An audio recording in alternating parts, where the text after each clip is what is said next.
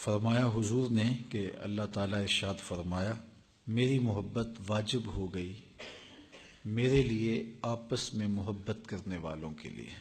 ہم کسی سے محبت کریں یا کوئی ہم سے محبت کرے تو شاید ہم اسے کوئی نفع نہ پہنچا سکے، لیکن اللہ جس سے محبت کرے اس کی دنیا میں بھی خیر ہے، آخرت بھی خیر ہے، اور اس پر اللہ کی محبت واجب ہو گئی جو ایک دوسرے سے رضائے الہی کے لیے پیار کرتے ہیں۔ تو اللہ جل شانہ ایسے لوگوں سے محبت کرتا ہے جو اللہ کے لیے ایک دوسرے سے محبت کرتے ہیں، اللہ کے لیے اکٹھے بیٹھتے ہیں، اللہ کے لیے ایک دوسرے کی زیارت کو جاتے ہیں، اور اللہ کے لیے خرچ کرتے ہیں۔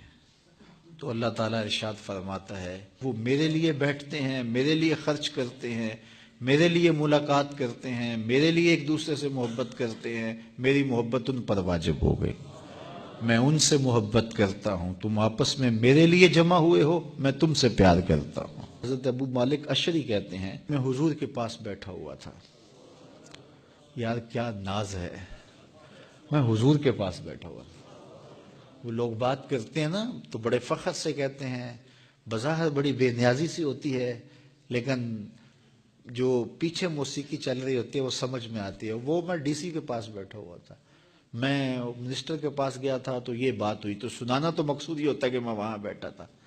تو وہ ناز کرتے ہیں، میاں یہ کوئی ناز کرنے والی بات ہے، ناز تو ابو مالک اشعری کا ہے۔ کہتے ہیں ایک دن میں حضور کے پاس بیٹھا ہوا تھا، اللہ اکبر، دیکھیے کیا ناز ہے، کیا فخر ہے، اللہ اکبر۔ قال کنت عند النبی صلی اللہ علیہ وآلہ وسلم، کہا میں حضور کے پاس تھا کہ حضور نے ارشاد فرمایا، اللہ کے کچھ بندے ہیں نہ تو وہ نبی ہیں اور نہ ہی وہ شہید، لیکن ان پر نبی بھی رشک کریں گے اور شہید بھی رشک کریں گے۔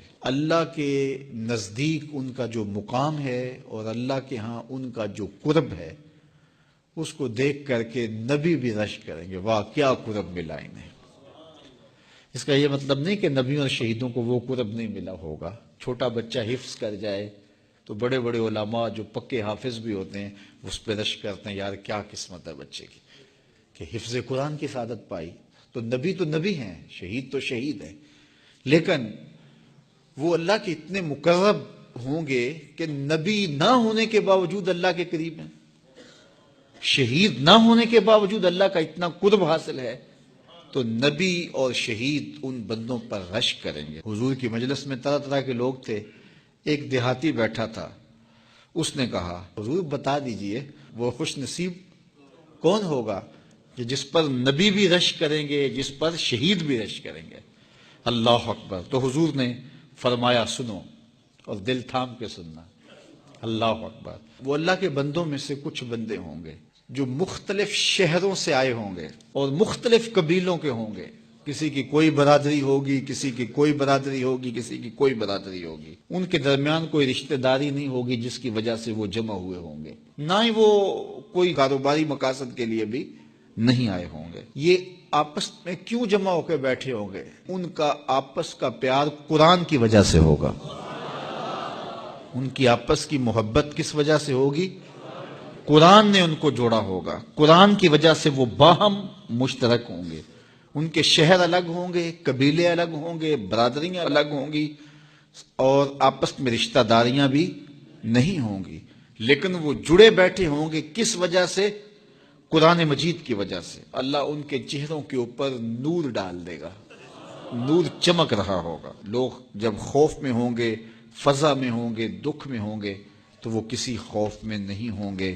تو یہ وہ خوش نصیب لوگ ہیں کہ جن کی محبت قرآن کی وجہ سے ہوگی۔